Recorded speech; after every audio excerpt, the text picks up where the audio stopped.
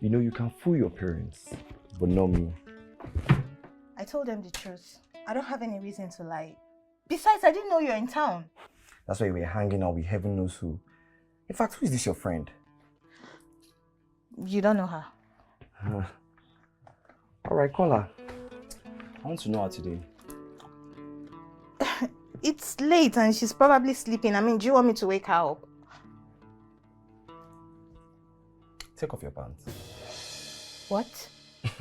You heard me. I've seen you take off your pants a million times. What's the big deal now? Because I want to smell it to know if you've had sex.